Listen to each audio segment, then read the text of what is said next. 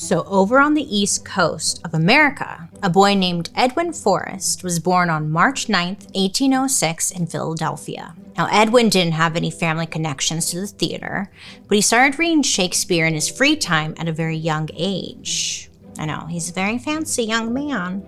Now, William and Edwin actually had a lot in common. When Edwin was young, he also suffered a major loss. Edwin's father died from tuberculosis when Edwin was just 12 years old. For a while, Edwin worked on the docks of Philly to help his mom cover the household bills.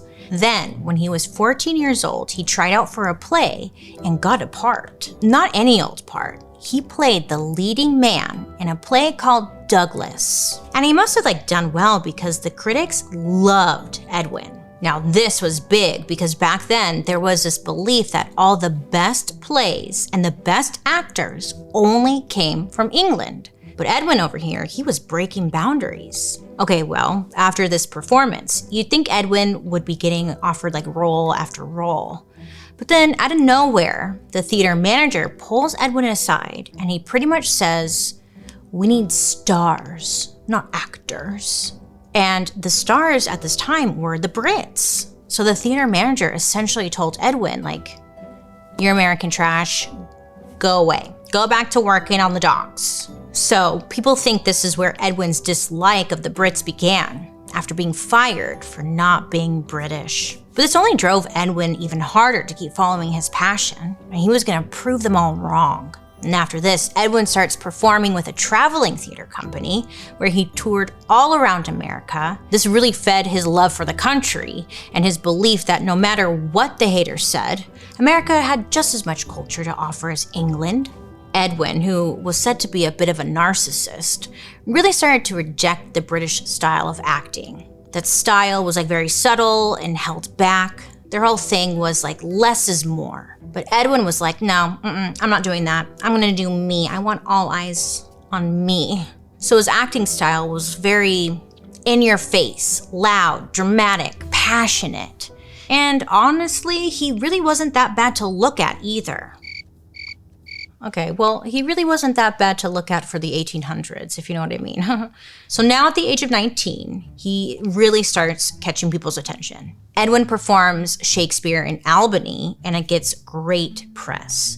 I mean, people were even saying that he was better than some of those British actors. How dare they? They did. They said that. And within the next year, Edwin was a superstar.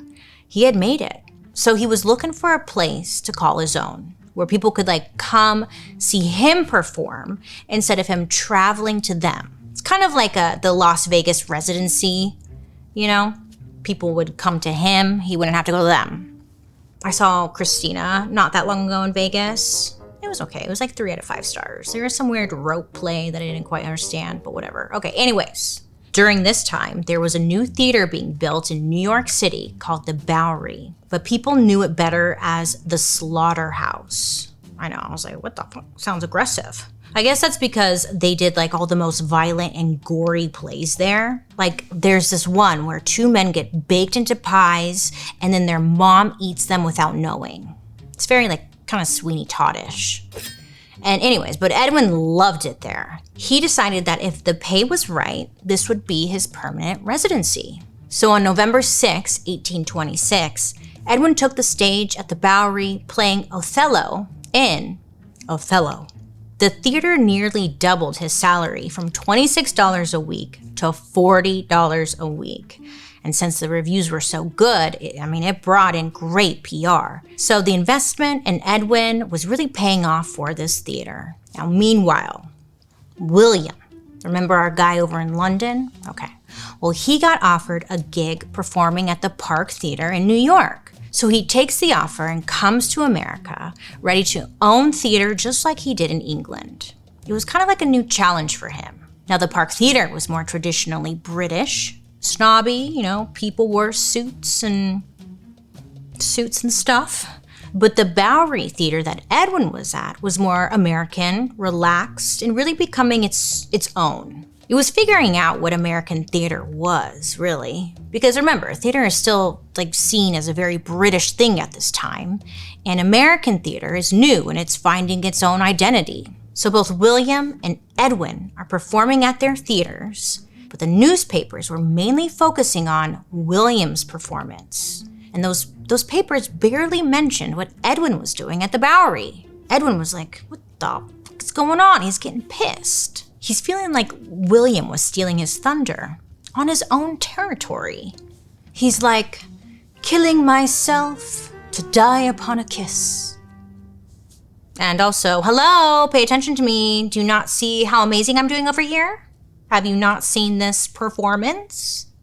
So the press, they started pitting them against each other. Edwin in one corner was the people's actor, and William in the other corner was like the critic's favorite. And naturally, these two really start to hate each other because there's only room for one person in the theater spotlight. It's gonna be me.